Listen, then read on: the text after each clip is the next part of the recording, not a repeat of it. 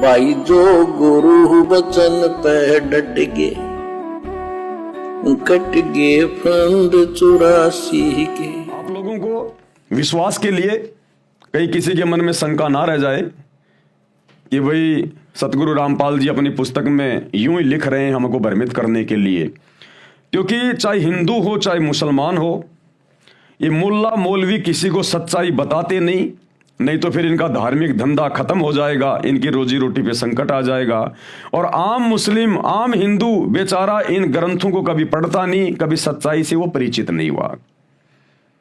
तो भाई और बहनों, सच्चाई अब खुदा आके बता रहा स्वयं धरती पे, सतगुरु रामपाल जी, और अपनी आंखों से देख लो। ये जीवनी हजरत मोहम्मद जी की है सल्लल्लाहु अलैहि वसल्लम। ये सतगुरु रामपाल जी ने नहीं लिखी है, ये सैकड़ों वर्षों से आप मुसलमान भाई लिख रहे हैं, आप लोग इसको पढ़ रहे हैं। और किसने लिखी है देख लो, मोहम्मद इनायतुल्लाह शुबानी इसके लेखक हैं। जीवनी हजरत मोहम्मद सल्लल्लाहु अलैहि वसल्लम, मोहम्मद इनायतुल्लाह शुबानी, अनुवाद नसीम गाजी फलाही। ये टेलीफोन नंबर है जहां से हम लोग खरीद के लाए थे, Madina Islamic book depot centre 273 Ramganj Bazaar Jaipur, ये उनके मोबाइल नंबर हैं। कहीं आप सोचो कि पवन दास ने अपने घर से बना दी होगी। मरकजी मकतबा इस्लामी पब्लिशर्स नई दिल्ली 110025। ये सारे सब कुछ इनके कॉपीराइट वगैरह, ईमेल वगैरह, कहाँ से छपी है, क्या एड्रेस है, ये सारा सब कुछ लिखा हुआ है ताकि किसी को कोई शंका ना हो। और इस पुस्तक में जब हम आगे बढ़ेंगे, पेज नंबर 70 पे, पेज नंबर 70 पे जब आप बढ़ोगे, 70, 71, 72, ये 3 पेज इसके पढ़ के देख लेना।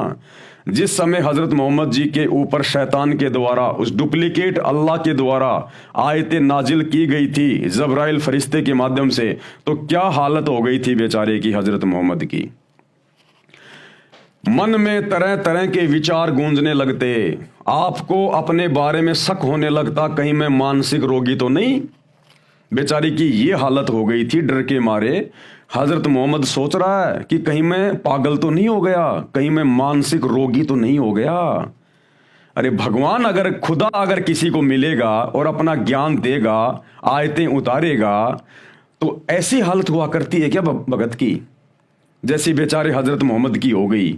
इतना मानसिक संतुलन खो बैठा, डिस्टर्ब हो गया पागलों की तरह।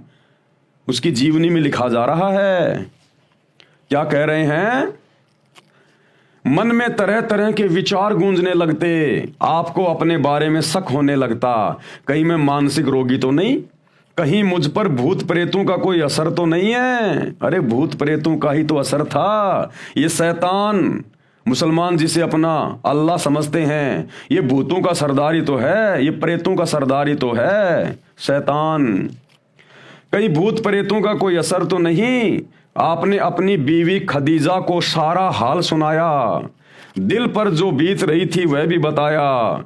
खदीजा ने सारी बातें ध्यान से सुनी, फिर आपको ढारस बधाई, आपको हिम्मत दी, और क्या बोली, मेरे जीवन साथी आप फिक्र ना करें, आप जैसे सज्जन पर शैतान कैसे काबू पा सकता है। अरे उसने तो पा लिया।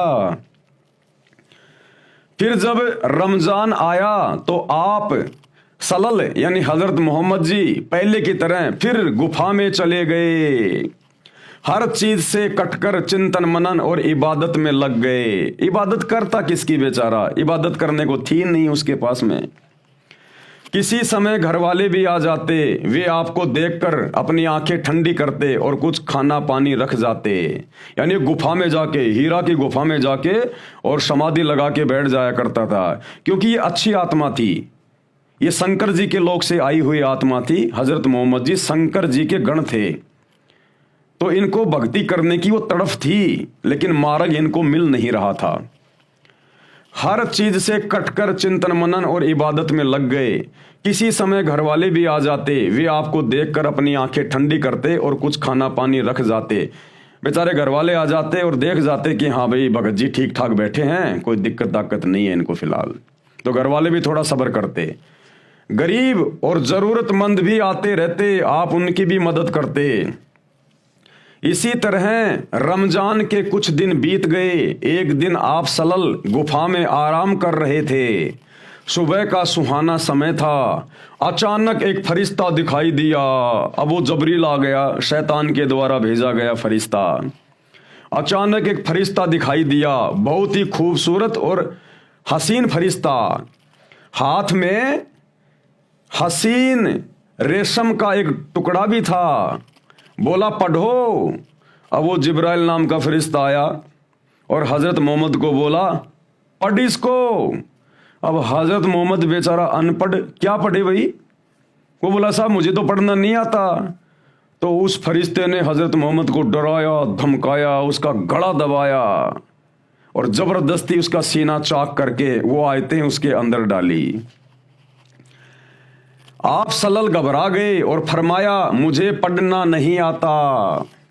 आप सल्लल्लाहु को ऐसा महसूस हुआ जैसे वह शरीर को भींच रहा है, जैसे प्रेत शरीर को भींचता ना, ऐसे जबरदस्ती करता है, जैसे वह शरीर को भींच रहा है। फिर छोड़ दिया और कहा पढ़ो। फरमाया मुझे पढ़ना नहीं आता। अब बेचारा हजरत मोहम्मद बोला भाई साहब मुझे पढ़ना नहीं आता, जबरदस्ती क्या पढ़ूं मैं? फिर आप सल्लल्लाहु को महसूस हुआ जैसे वह शरीर को भींच रहा है। फिर छोड़ दिया और कहा पढ़ो। आप सल्लल्लाहु को अंदेशा हुआ कि वह फिर शरीर और भींचेगा और इस बार और जोर से भींचेगा। अब हजरत मोहम्मद जी बेचारे डर गए पूरी तरह से कि 2 बार तो इसने मेरे को भींच लिया, जान निकलने वाली हो गई, अब की बार भी ये मुझे भींचेगा। इसी प्रकार से डर गया बेचारा और बोला क्या पढ़ूं? हजरत मोहम्मद जी बोले क्या पढ़ूं भाई? फरिश्ता बोला पढ़ो अपने रब के नाम से जिसने पैदा किया इंसान को खून की फुटकी से। पढ़ो तुम्हारा मेहरबान रब ही है जिसने कलम से सिखाया इंसान को वह कुछ सिखाया जो उसे मालूम ना था। फरिश्ते के बताने पर आप सल्लल्लाहु ने यानी हजरत मोहम्मद ने पढ़ा, पढ़ते ही याद हो गया। यानी फरिश्ते की शक्ति से हजरत मोहम्मद ने पढ़ा तो पढ़ते ही याद हो गया, चित्त पर अंकित हो गया, यानी दिमाग में बिल्कुल याद हो गया। फिर फरिश्ता चला गया। आप सल्लल्लाहु उठ खड़े हुए, भय से दिल बैठा जा रहा था। मुसलमान भाइयों ध्यान से पढ़ो। अरे अगर अल्लाह मिलेगा या अल्लाह का भेजा हुआ कोई फरिश्ता आएगा तो वो डराएगा नहीं, धमकाएगा नहीं। अरे हम इबादत क्यों करते हैं, भक्ति क्यों करते हैं? अल्लाह की प्राप्ति के लिए, अल्लाह को देखने के लिए, अल्लाह के लोक में जाने के लिए। और यहां तो भैया फरिश्ते से इतना डर बैठ रहा है और अपने उस डुप्लीकेट अल्लाह को देख लोगे तो कलेजा बाहर आ जाएगा। उस शैतान का चेहरा अगर देख लोगे तो जो सतगुरु रामपाल जी ने बताया, विकराल चेहरा, लंबे लंबे दांत, ओछा माथा, भयंकर। जब फरिश्ते से इतना डर गया हजरत मोहम्मद, तुम्हारा नबी डर गया, तो सोचो जब तुम लोग आम मुसलमान, आम व्यक्ति अगर कभी आमना सामना हो गए तो क्या हाल होगा? तुम क्या इबादत कर रहे हो? क्या भगवान अपने बंदे के ऊपर इस प्रकार से आयतें नाजिल करता है क्या? ये शैतान का काम है। भय से दिल बैठा जा रहा था, घबराहट से चेहरा उतरा हुआ था। आप सहमी सहमी निगाहों से गुफा में हर तरफ देखने लगे, डर के मारे देखने लगे मोहम्मद जी कहीं है या गया, है या गया। भयभीत हो गया बेचारा, घबराहट से चेहरा उतरा हुआ था। आप सहमी सहमी निगाहों से गुफा में हर तरफ देखने लगे। हैरानी और घबराहट की हालात थी। दिल ही दिल में सोचने लगे। अब मन ही मन में क्या सोचने लगे हजरत मोहम्मद जी, अभी मुझे किसने बातें की हैं, कौन मुझे पढ़ा कर गया है? अरे अगर वो करीम अल्लाह, सुभान अल्लाह, रहमान अल्लाह अगर आता तो प्यार प्रेम से आता, उसके सामने बैठता, मीठी मीठी बातें करता और अपना आशीर्वाद दे के हजरत मोहम्मद के अंदर पूरा का पूरा ज्ञान डाल देता। तोते की तरह बोलने लग जाता, तोते की तरह। जब आप सतगुरु रामपाल जी के सत्संग सुनना शुरू करेंगे तो आपको पता चलेगा ये कबीर परमेश्वर, कबीर अल्लाह जब 650 साल पहले बनारस के काशी में आए थे, 120 साल तक लीला करके सहशरीर अपने सतलोक गए थे, तो एक समय बनारस के तोताद्री शहर में पंडितों का भंडारा था। वहां पर कबीर परमेश्वर ने, इस कबीर भगवान ने, सुप्रीम गॉड ने एक भैंसे को जो कि घास चर रहा था, उस भैंसे को इशारा किया कि भैंसाराम इधर आ, क्योंकि वहां पर पंडितों का भंडारा चल रहा था। और कबीर जी उस समय जुलाहा जाति में आए हुए थे, लीला कर रहे थे और उनके मुंह बोले गुरु थे पंडित रामानंद जी। तो ब्राह्मणों को पता था कि पंडित रामानंद जी आएंगे तो वो कबीर भी आएगा। और कबीर नीची जाति का है, ब्राह्मणों के भंडारे में अगर वो भोजन करने गया तो हमारी तो बेइज्जती हो जाएगी। तो पंडितों ने एक तरीका खोजा कि उस कबीर को दूर करने का एक ही तरीका है। कबीर है जुलाहा, अनपढ़ है, उसको वेदों का पता नहीं, तो हम एक शर्त रखेंगे कि भैया ब्राह्मणों के भंडारे में जो भोजन करेगा वो चारों वेदों के एक एक श्लोक सुनाएगा। तो कबीर को तो आते नहीं श्लोक, वो पंडित ऐसा सोच रहे थे और हमारी ये बला टल जाएगी, कबीर दूसरे भंडारे में जाके भंडारा कर लेगा। तो जैसे कबीर जी भंडारे में जाने लगे, पंडित उन्हें रोक दिया, बोला जी 4 वेदों के एक एक श्लोक सुनाओ। तो कबीर जी ने, अल्लाह कबीर ने, इस समर्थ भगवान ने, मुसलमानों ध्यान देना, क्या होता है ज्ञान देना, क्या होता है दिव्य दृष्टि खोलना, क्या होता है आयतें नाजिल करना। इस कबीर अल्लाह ने, सुप्रीम कोर्ट ने, एक बैसाराम घास चर रहा था, केवल हाथ का इशारा किया था, बैसाराम इधर आना।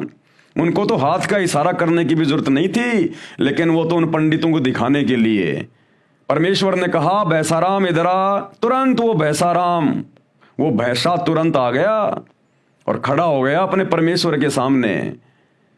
और कबीर जी ने कहा कि बैसाराम, इन पंडितों को चारों वेदों के एक एक श्लोक सुना दे। तो बैसाराम ने तुरंत इंसानी भाषा में बोलना शुरू कर दिया। उस जानवर ने आशीर्वाद दिया था, कबीर जी ने थपकी मारी थी पीठ पे, उसने इंसानी भाषा में बोलना शुरू कर दिया, संस्कृत में। और वो श्लोक सुनाए जो वेदों में लिखे थे कि तुम्हारे सामने खड़ा है ये कबीर अल्लाह, ये कबीर देव, यही है सारी सृष्टि का मालिक। फिर कबीर परमेश्वर ने कहा कि भाई बैसाराम, ये 4 वेदों के 4 मंत्र जो तूने पंडितों को संस्कृत में सुनाए ना, बेटा इनका हिंदी में भी अनुवाद करके बता दे इन पंडितों को, कहीं इनको शंका ना रह जाए कि बैसाराम को हिंदी में अनुवाद करना नहीं आता। तो बैसाराम ने हिंदी में अनुवाद किया कि ये तुम्हारे सामने जो खड़ा है ना, ये सारी सृष्टि का रचयिता है, पूरी कायनात का, ये कबीर देव, ये कबीर अल्लाह ये।